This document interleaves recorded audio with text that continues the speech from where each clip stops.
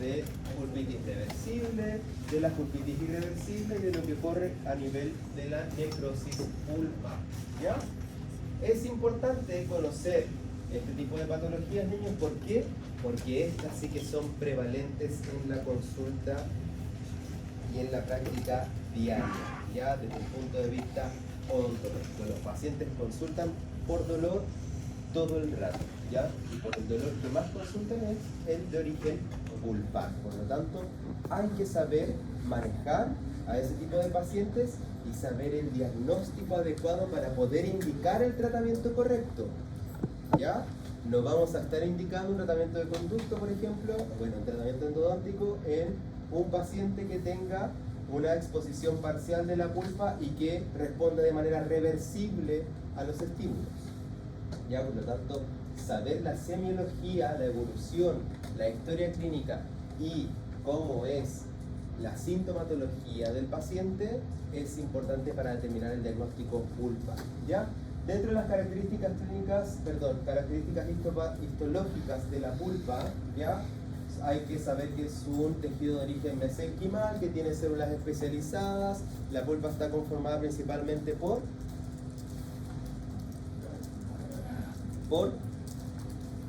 ¿qué células son las que conforman la pulpa? Ya, los fibroblastos. ¿Y cuál es el principal? Odontoblastos. Ya, dentistas del futuro. Ya, odontoblastos, ya, que son los que conforman la mayor población celular a nivel del tejido pulpar. Ya, es un tejido que es de rica inervación y vascularización. ¿Sí? Van a haber vasos sanguíneos que son de carácter aferente, es decir, que van a lograr entrar desde el ápice hacia dentro de la cámara y el sistema de canales radiculares, y eferentes los que van a salir, porque esos tienen que llevar la sangre para poder oxigenar.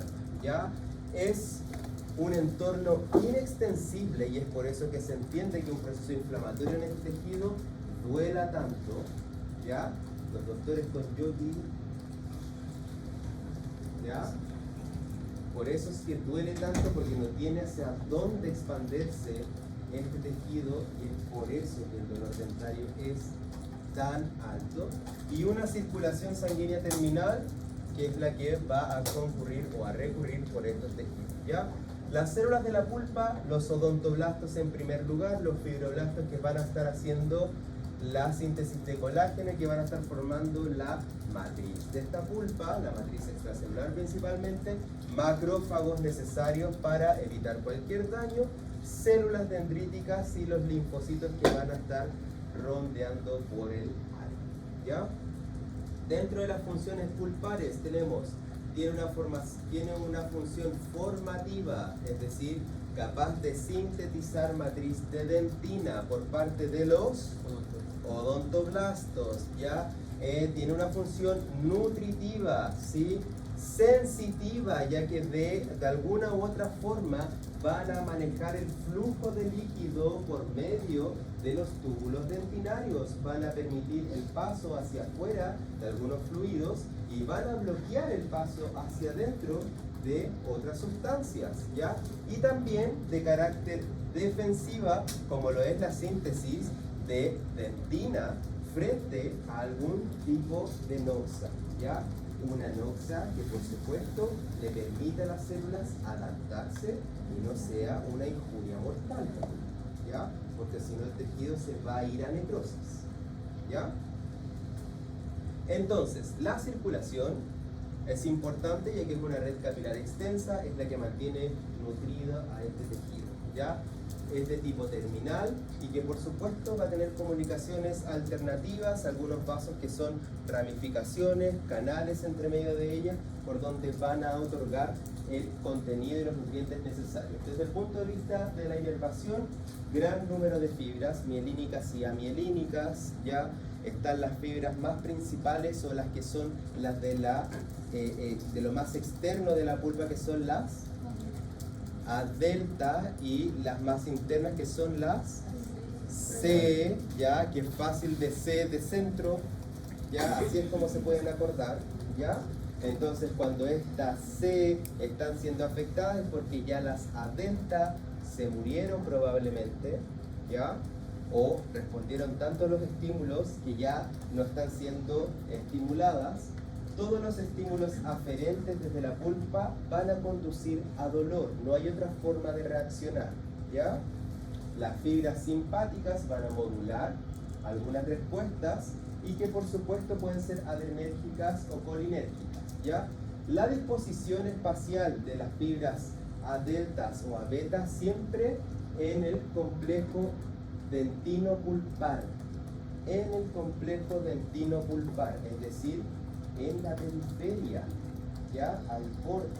Y las fibras C que son amielínicas en el centro, en todo lo que es el tejido pulpar. Y aquí tienen algunas diferencias importantes, niños, porque de esa manera ustedes pueden entender después la clínica, ¿ya? ¿Qué es lo que pasa? ¿Por qué a este paciente le duele tanto el calor o le duele el frío mayoritariamente? Lo vamos a ir entendiendo con las patologías pulpares de origen endodóntico que vamos a ir explicando, ¿ya? El tejido pulpar y el tejido periapical desde el punto de vista histológico tienen una zona que no se puede diferenciar que es pulpa, que es tejido periodontal. Hay muchas células desde el punto de vista mesenquimal que van a diferenciarse o a cementoblasto, o a odontoblasto o a osteoblasto, y que por supuesto van a otorgar esa zona protectora que está ahí latente para poder defenderse de cualquier noxa y mandar señales hacia dentro del tejido, ¿ya? La pulpa inflamada va a generar una extensión hacia el ligamento periodontal porque hacia la cámara no puede, porque está rodeada de dentina, ¿ya? Entonces no se puede extender por la cámara, sino que lo hace hacia dónde? Abajo, hacia el ligamento periodontal. Por eso algunos pacientes, incluso no estén cursando con una patología periapical, puede que les duela que se toquen el diente, que usted le haga percusión, ¿ya? Porque la inflamación de la pulpa se extiende hacia la zona periapical, ¿ya? Desde el punto de vista académico, niños, ustedes ven la pulpitis irreversible, sintomática, no tiene compromiso periapical y a la percusión no duele. Eso es académico, ¿ya? Pero si ustedes lo entienden desde el punto de vista patológico, puede ser que un paciente que esté cursando con una pulpitis irreversible y usted le haga percusión, sí le duela, porque la inflamación está yendo o se está irradiando hacia la zona del periapis. ¿Por qué? Porque las bacterias viajan a esa zona, porque las endotoxinas son liberadas a esa zona, porque las citoquinas que viajan por el riego sanguíneo llegan a esa zona o entran por esa zona, ¿ya? Eso es lógico que pueda ocurrir. Entonces, factores causales de la injuria pulpar. Tenemos bacterianos, traumáticos, iatrogénicos, es decir, por parte del dentista, ¿ya? Mayoritariamente, o idiopáticos, como son los procesos degenerativos, ¿ya? Es decir, pulpas añosas que empiezan a generar, obviamente, alguna degeneración en el tejido y esto traduce a la producción de alguna patología pulpar, ¿ya? Bacterianas polimicrobianas, sea cual sea la causa de la bacteria que esté entrando, puede generar un proceso inflamatorio. Sí, traumatismos complicados, no complicados, de mayor o menor intensidad, también van a generar una injuria a nivel pulpar. Iatrogénicos, químicos, como por ejemplo recubrimientos mal indicados, ¿ya? No, doctora, yo voy a hacer recubrimiento directo. Y la doctora, ok, hágalo. Pasa un mes, pulpitis irreversible, ¿ya? Entonces, cuando uno vaya a indicar algo, tiene que pensar lo que puede pasar en el futuro, niños. Eso nos va a llevar al éxito, ¿ya? ¿Qué es lo que puede ocurrir si yo hago esto mal ahora? ¿Se entiende, niños? Porque todo va a evolucionar, ¿sí? ¿Por qué los pacientes con una exposición de un resto radicular tratado endodónticamente, con exposición a la saliva, uno no debe cementarle la corona arriba? ¿Sí o no? Porque eso está lleno de bacterias. Si yo le cemento la corona arriba, ¿qué estoy haciendo? Tapando la olla y esperando para que a los 3 meses o incluso al mes o a las 3 semanas el paciente vuelva con así la cara, ¿ya? Por eso uno tiene que indicar bien las cosas. Físicos, ¿cuándo creen que físicos y iatrogénicos? Por parte del dentista. ¿Cuándo, Nico? ¿Ah? Una fresa con mala irrigación. Una fresa con mala irrigación, bien Amanda. ¿Cuándo más? ¿Cómo? Denise le va a pegar a sus pacientes. Por supuesto. ¿Qué? ¿Qué es esto? ¿Ah? Fresa en mal estado, ya que calienta el diente, pues, ya que se puede traducir un poco en la mala irrigación, porque las fresas que no tienen filo, que hemos visto que trabajan con fresas sin filo, ¿sí o no? Y están 3 horas así haciendo la cavidad, ¿ya? ¿Qué más? Las bases cavitarias de fotocurado, ¿ya? Doctor, estoy de acuerdo, pero porque yo no sé si existen, sí, existen de autocurado, pero yo ocupaba de fotocurado antes, porque se ocupaban, ¿ya? Yo no hago operatoria, pero antes cuando yo me formé sí ocupábamos bases cavitarias de fotocurado, como el vídeo número, que ya no se ocupaba. Perfecto, le creo, ¿ya? Yo ahí me considero ignorante, ¿ya? Cuando es muy profundo no se podía por el calor que produce la lámpara. Cuando es muy profundo con el calor que produce la lámpara, pero ya, perfecto, pero ahí sería como químico, ¿no? Igual que también el de recubrimiento, ¿sí o no? Está hablando de lo mismo. Sí, pero yo digo físico. Me dijeron, por ejemplo, poca irrigación. Perfecto, porque ahí con la turbina está calentando el diente, ¿sí o no? Ya. ¿Qué otra forma, chiquillos, más simple? ¿Qué les da miedo cuando ustedes están sacando caries? Comunicar, comunicar, ¿ya?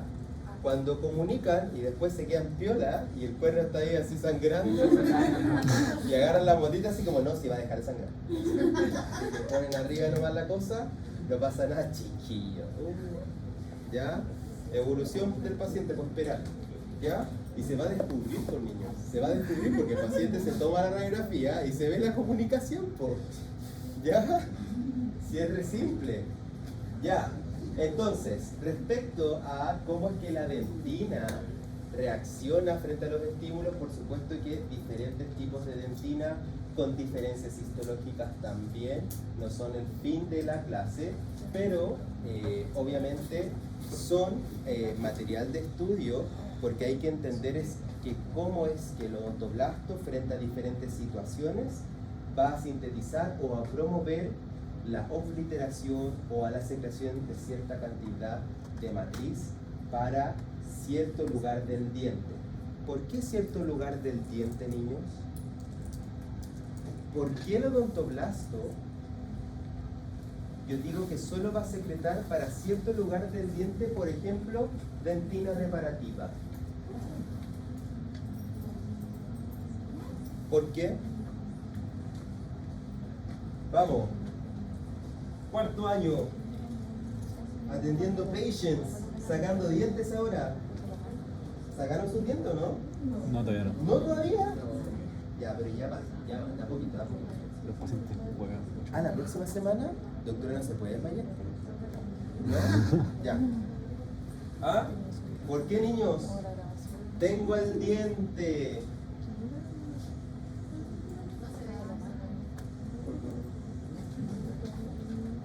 Y digo que acá va a ocurrir el depósito de dentina reparativa. ¿Por qué? Porque ahí está lo... Porque ahí está la noxa. Entonces la activación odontoblástica es selectiva al lugar. ¿Sí o no? Es selectiva al lugar en donde está la noxa, que necesita evitar que la pulpa se exponga al medio. ¿Sí o no, chiquillos? Ya. ¿Qué tanto conversan ahí? Están hablando, no, es que yo mañana saco el diente, pero no sé qué. Qué chanta, ¿estáis hablando para atrás? ¿No estáis diciendo para atrás? Oye, que se ve poco. Oye, ¿sabes que no puedo ver? ¿Qué onda? Oye, ¿qué pensáis tú?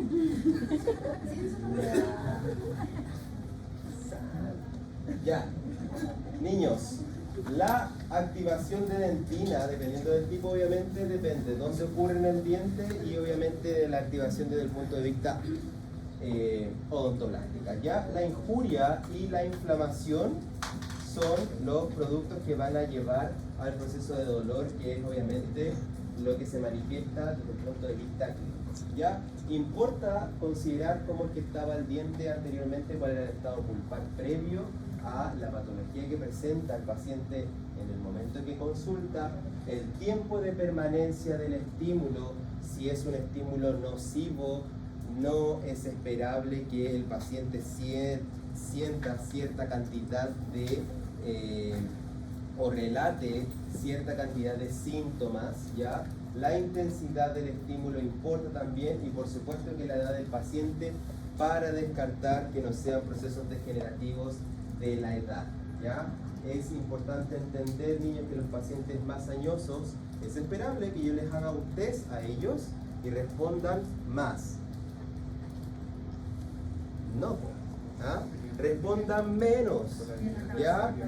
Menos, porque también la cámara se ha retraído y la cámara también, el tejido ha sido remodelado también por algunas sales minerales, entonces muchas veces aparte las cámaras pulpares de estar retraídas, las fibras están degeneradas, no es que sean degeneradas, sino que están más gastadas, ¿ya? ¿Ya? ¿Ya? Niños, vamos. Entonces, características relevantes de la pulpa. Es una circulación terminal, alojada en una cavidad inextensible, y eso entienden ustedes por qué es que duele tanto. Relacionada con el tejido periapical, por supuesto que sí, y tiene una capacidad de respuesta del complejo pulpodentinario frente a injurias que es activada a partir de los odontoblastos, ¿ya? Entonces, la clasificación clínica, esto es lo que ustedes ocupan en clínica desde el punto de vista endodóntico en el día a día, ¿ya? Niños, como patología, son una guía general, los detalles que les pasen a ustedes en endodoncia, por supuesto que los tienen que seguir, obviamente, ¿ya? Estos son la guía general de qué es lo que está ocurriendo a nivel del proceso patológico. Una pulpa normal se va a definir cuando el diagnóstico clínico, la pulpa está libre de síntomas y responde de forma normal a los test de sensibilidad. Yo a un paciente con el diente normal, les hago los test térmicos de dolor y los test térmicos y el dolor del paciente va a ser de leve a moderado, menor a 2 segundos, ¿ya? Es importante que yo retiro esos estímulos y la sintomatología desaparece, revierte, ¿verdad? Ya. Se va a definir pulpitis reversible cuando hay hallazgos tanto subjetivos y objetivos desde el punto de vista de la sintomatología y desde el punto de vista de los signos clínicos, ¿ya? Que indican que la inflamación se podría resolver y que la pulpa podría volver a su estado normal, ¿ya? Una vez yo retiro el estímulo que esté generando esa pulpitis reversible. Los test térmicos van a generar un dolor severo menor a 2 segundos, ¿ya? Dice menor a 2 segundos, pero también lo que ustedes hacen en clínica es muchas veces contabilizarlo hasta 30 segundos, ¿ya? La pulpitis irreversible sintomática, esta es la que el paciente llega llorando por dolor, ¿ya? Dentro de las patologías pulpares, porque hay otras patologías periapicales que el paciente también llega llorando por dolor, como el absceso periapical agudo, ¿ya? Pero desde el punto de vista pulpar, la pulpitis irreversible sintomática es un diagnóstico basado en hallazgos subjetivos y objetivos, es decir, qué es lo que está relatando el paciente, qué es lo que observo yo en el diente, ¿ya? Que indican que la pulpa vital inflamada es incapaz de reparar, ¿ya? Ya está en el punto en donde no existe vuelta atrás. El dolor persiste a los cambios de temperatura, el dolor es espontáneo o el dolor es referido, ¿ya? El dolor aumenta en la noche, el dolor aumenta con el calor o con el frío, o comienza sin ningún estímulo que lo desencadene, ¿ya? En ese momento el paciente ya está cursando con pulpitis irreversible sintomática, ¿ya? Cuando el paciente está en un estado de pulpitis irreversible asintomática, el diagnóstico clínico va a ser basado, obviamente, en los síntomas del paciente, que en este caso son muy pocos o nulos, ¿ya? ¿Cuándo puede doler una pulpitis irreversible asintomática? Cuando ustedes le generen o provoquen el estímulo. ¿Se entiende, niños? Porque la pulpa está vital todavía. ¿Ya? Hay un proceso inflamatorio crónico en este diagnóstico. Desde el punto de vista patológico, ¿hay diferencias con respecto al proceso inflamatorio? Sí, pero es que en uno está total y en otro está parcial, ¿ya? Pero en ambos el patrón inflamatorio es crónico, ¿ya? ¿Cuándo, profe? ¿Cuándo puede haber un patrón inflamatorio crónico y un patrón inflamatorio agudo? Porque eso es lo que importa desde el punto de la patología, ¿ya? ¿Cuándo puede haber un patrón inflamatorio crónico o un patrón inflamatorio agudo en una pulpitis irreversible asintomática? Cuando, por ejemplo, el paciente empieza a tener periodos de reagudización, ¿ya? ¿Qué ocurre? En el historial de pulpitis irreversible asintomática. Ahí sí, yo voy a ir a ver esos tejidos al microscopio y sí voy a observar células inflamatorias agudas. ¿Cómo él? ¿Cómo él? El neutrófilo, el macrófago crónico. ¿Ya? ¿Cómo el neutrófilo? Los test térmicos van a relatar un dolor severo mayor a 2 segundos. ¿Ya? Y en la necrosis pulpar, esto ya es indicativo de muerte pulpar. Generalmente sin respuesta a los test de sensibilidad. Me gustaría dar ahí una pregunta, niños. No anoten esto, pero es como, ¿por qué si la necrosis es una descripción histopatológica, se considera un diagnóstico histológico para las patologías endodónticas? ¿No les hacen esa pregunta? No. ¿Por qué necrosis es un diagnóstico clínico? Cuando necrosis se tiene que comprobar con histopatología. ¿Ya? Claro, acá se da un poco una asociación a que desde el punto de vista clínico la pulpa no está respondiendo a nada, no hay un estímulo. Y también se asume que hay un cambio de coloración, el paciente pasó por un historial de sintomatología en un momento y se subentiende que ya las células en esa zona están muertas. ¿Ya? Entonces, la primera, pulpitis reversible. La pulpitis reversible clínicamente se puede deber a una caries superficial o una fractura coronaria no complicada, es decir, no hay exposición de la pulpa, eso es fractura coronaria no complicada, ¿ya? Atrición o abrasión, ¿ya? También hay procedimientos operatorios recientes que pueden generar pulpitis reversible, por supuesto que sí, una restauración que se realizó, el clínico ocupó una fresa sin irrigar bien, ¿ya? O una fresa con mal filo, desgastó, calentó el diente de más, eso generó un estado de pulpitis, ¿ya? Un pulido coronario reciente también puede llevar a las pulpitis y el tratamiento solamente es eliminar el factor etiológico. Por eso es muy conveniente que los pacientes, aparte de poder realizar la restauración o una vez ya hecha, ustedes le indiquen que pueden sentir sintomatología, ¿ya? Pero que esta sintomatología, chiquillos, debe revertir, ¿ya? También, ¿qué otra de las cosas ustedes deben cerciorarse o deben chequear después de realizar una restauración? ¿Ah? La oclusión, bien, doctora, ¿por qué? Porque genera trauma, dijeron.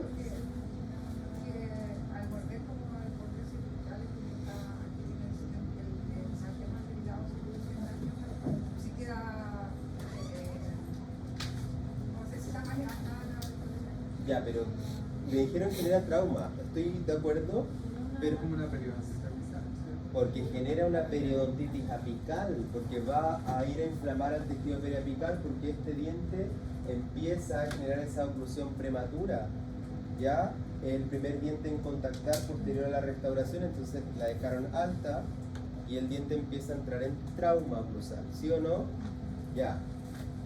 Y por supuesto eliminar el factor va a ser una de las formas de tratar a este tipo de diagnóstico. La historia del dolor puede ser los pacientes que relaten historia, ¿ya?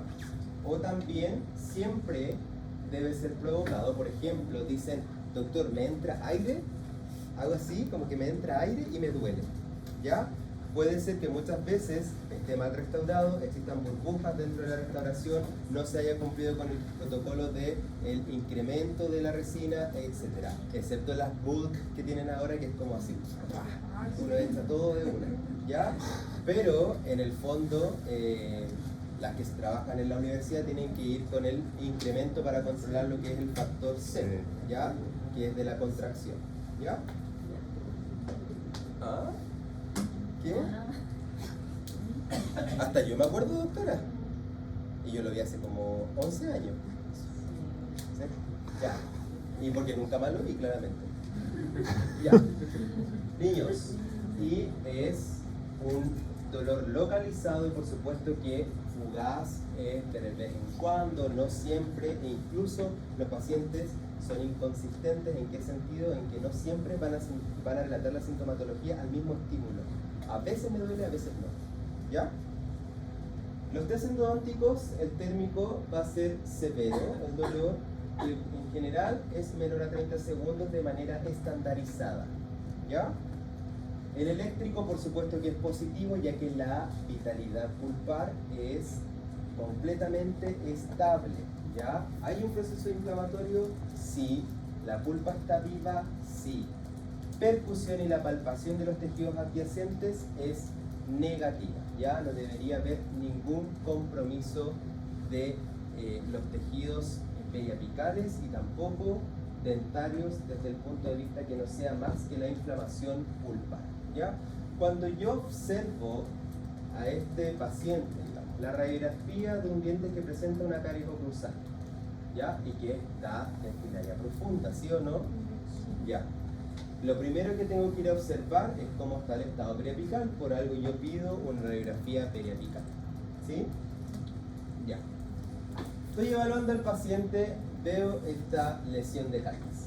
Desde el punto de vista de los tejidos, ¿ya? Lo único que voy a observar en la pulpitis reversible es componente inflamatorio y cambio en la disposición de algunos odontoblastos, ¿ya? Cambio en la disposición de algunos odontoblastos. ¿Dónde están hiperreactivos esos odontoblastos? ¿Dónde? En el lugar de la noxa, ¿ya? En este caso van a estar como en el techo cameral, ¿sí o no? Mayormente activos para la síntesis de las dentinas reparativas, etc. ¿Ya? Para evitar de alguna u otra forma que esta noxa genere contacto directo con lo que es el centro de la pulpa. Nada más que saber de estos cortes, niños. Hay un cambio en la disposición odontoblástica, algunos se van a volver más activos y los que se van a volver más activos son los que están cercanos a la zona de la noxa. ¿Ya? Pulpitis irreversible sintomática y la asintomática. Primero vamos a hablar de la sintomática. ¿Ya? Son dientes que presentan caries dentinares profundas, pueden tener algunos u otros de manera al mismo tiempo pueden tener un compromiso periodontal avanzado, pueden tener atriciones severas de estos desgastes, ya el recubrimiento, atriciones incluso, pulpitis irreversibles sintomáticas producidas por anfracciones, ya son desgastes a nivel cervical de los cuellos de los dientes de carácter no carioso, ¿ya? Y que llegan incluso a comunicar con la pulpa, ¿ya? Recubrimiento pulpar directo mal indicado, que es el iatrogénico químico, ¿ya? Agudización de procesos asintomáticos y que por supuesto no va a ceder al aire, ¿ya? No va a ceder. ¿Por qué, niños?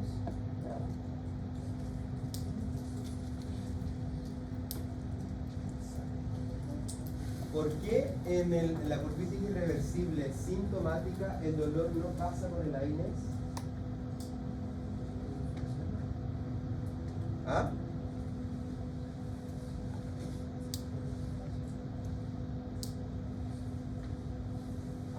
¿Qué es lo que pasa? ¿Por qué hay aumento con el calor o en decúbito?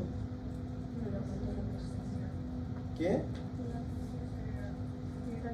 Ya, ¿y el calor? ¿Por qué disminuye con el frío?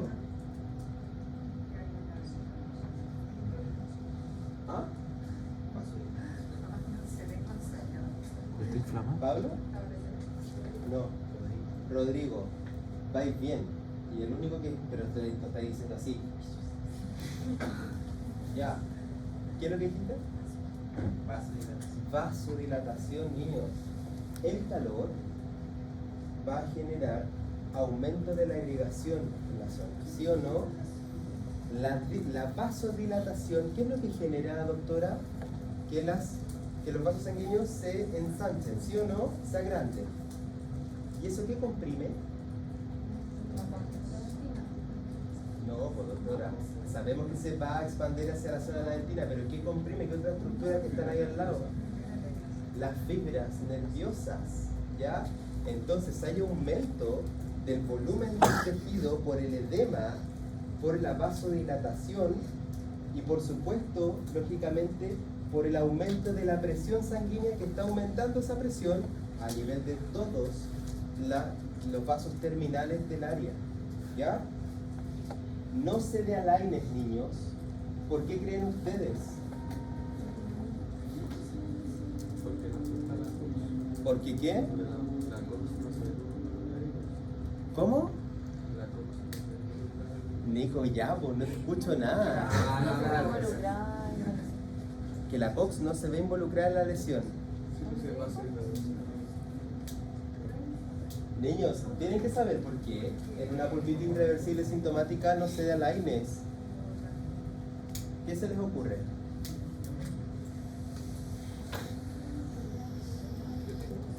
Tengo una duda, ¿sí, doctor? ¿Qué? Porque otros doctores han dicho que, claro, no sea ahí, pero el defensivo Es mucho más efectivo. Y ¿Ya? entonces, ahí ya está la duda. Es que es mucho más efectivo en algunos casos en pulpitis irreversible sintomática. Ya. Lo que pasa, chiquillos, es que los antiinflamatorios no esteroidales en general tienen que servir bajo los procesos inflamatorios que tengan una zona donde se puedan expandir, ¿ya? Las grandes concentraciones de algunos tipos de AINES no van a llegar a las terminaciones de la vascularización, por lo tanto responden poco debido a que la etiología, es decir, la caries, o sea, lo que sea que esté generando esta pulpitis irreversible sintomática, sigue en esa zona liberando endotoxinas, ¿ya? Por lo tanto, se genera un juego entre la analgesia y el mismo proceso infeccioso e inflamatorio, ¿ya? Además, como la inflamación está promoviendo a que las estructuras vasculares del tejido pulpar aumenten en tamaño, se genera presión o dolor mediante otros mecanismos. ¿Se entiende, chiquillo? Entonces, no solo voy a lograr disminuir o controlar el manejo desde el punto de vista del metabolismo del ácido araquidónico, que es donde yo quiero actuar, sino que no puedo controlar el comportamiento vascular, porque este comportamiento vascular está siendo promovido por toxinas bacterianas que siguen en el lugar. ¿Ya? Entonces, si yo le doy AINES al paciente, no le va a pasar nada porque nunca retiré las bacterias o la injuria que está generando este dolor. ¿Se entiende? Ya. Tratamiento, biopulpectomía, porque la pulpa en este momento, si bien tiene una inflamación irreversible, todavía está vital. ¿Sí? Historia de dolor con historia previa, siempre. ¿Te duele ahora? Me dolía ayer, me dolía hace 3 días que no puedo dormir. ¿Ya? Me coloco me acuesto, estoy en la noche, de manera ortostática, y la sangre aumenta a nivel de cabeza y cuello, por lo tanto la presión sanguínea va a aumentar a nivel intracameral y eso va a generar compresión de las otras estructuras, lo que se traduce en aumento del dolor. ¿Vamos bien? Ya. Térmicos, va a ser de moderado a severo, mayor a 30 segundos, los eléctricos son positivos y la percusión y la palpación también es negativa. Con respecto a la pulpitis irreversible asintomática, los pacientes van a generar o van a referir dolor solo cuando es provocado. Muchas veces el diente, ustedes lo van a observar con una caries que es profunda, ¿ya? Que puede ser también penetrante y que por supuesto el paciente no relate dolor, pero ustedes a la exploración sí le generen o a los test térmicos sí le generen, ¿ya? Y que esto lo reviertan una vez ustedes retiran el estímulo. Ya me está hablando eso, que el proceso inflamatorio es irreversible. Tratamiento, biopulpectomía, ¿ya? La historia, por supuesto, que puede ser variada, pacientes que relatan o no relatan dolor. Me dolió durante un tiempo mucho, doctor, nunca consulté, se me pasó y ahora me duele de vez en cuando, ¿ya? Y es provocado, ¿sí? Los test térmicos también son dolor que va de leve a moderado, pero esta vez obviamente igual que la pulpitis irreversible sintomática mayor a 30 segundos, ¿ya? Cuando yo analizo estos cambios a nivel histopatológico, ¿qué es lo que está ocurriendo? Tomo el examen complementario que es la radiografía, lo llevo el diente a algunos cortes para poder observar qué es lo que está ocurriendo. Proceso inflamatorio desde el punto de vista crónico y agudo, sobre todo en los procesos que se reagudizan o que se vuelven a encender, como lo es en la pulpitis irreversible asintomática, ¿ya? ¿Qué es lo que tengo que observar? Macrófagos principalmente, ¿ya? Y cuando se reagudiza el proceso, neutrófilos, células de inflamación aguda, ¿ya? Y algunas zonas también, por supuesto, que van a ser indicativos de la activación odontoblástica, que es la que empieza a secretar esta dentina reparativa para evitar la comunicación de las endotoxinas hacia el centro de la cámara pulpar o al tejido pulpar en sí, ¿ya? Recuerden que la pulpa en esa zona tenía una zona que estaba distribuida, los odontoblastos se distribuyen en ciertas capas, por ahí pasan plexos nerviosos muy cercanos a la unión pulpodentinaria, que es el plexo nervioso de Rashkow también, ¿ya? Entonces ese es el que en primera instancia puede empezar a generar problemas porque es compuesto principalmente por fibras adentras, ¿ya? La necrosis pulpar es el último diagnóstico que tenemos que conocer.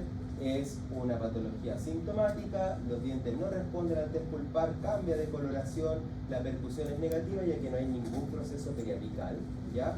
La palpación también es negativa y que por supuesto el tratamiento en este caso es necropulpectomía, ¿ya? ¿El olor característico? Ah, ya. Yo pensé que no me lo iban a preguntar, ¿ya? Pero, niños, hay algunas bacterias que liberan algunas enzimas, ¿ya? Y las bacterias pueden ir desde el periodonto o de ser origen endodóntico, ¿verdad? E incluso en ser origen de otro lugar, como es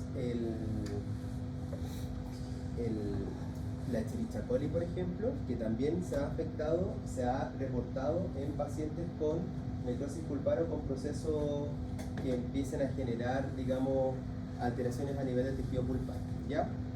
Las bacterias, dentro de esas enzimas que liberan, las enzimas van a generar la degradación de qué? ¿De qué cosa? ¿De qué? Ya, de las pulpas, pero ¿de qué está formada la pulpa? Ya, sí, yo lo entiendo. Pero todas las estructuras, ¿de qué están formadas? ¿De qué estamos formados nosotros? De células, ya. ¿La célula de qué está formada? Materia orgánica. ¿Ah? Materia orgánica. De proteínas. ¿Sí o no? De una secuencia de una cinta. Ya. De proteínas. Las enzimas degradan las proteínas. Un ejemplo de enzimas son las cadaverinas. ¿Ya? Cadaverinas. ¿Ya?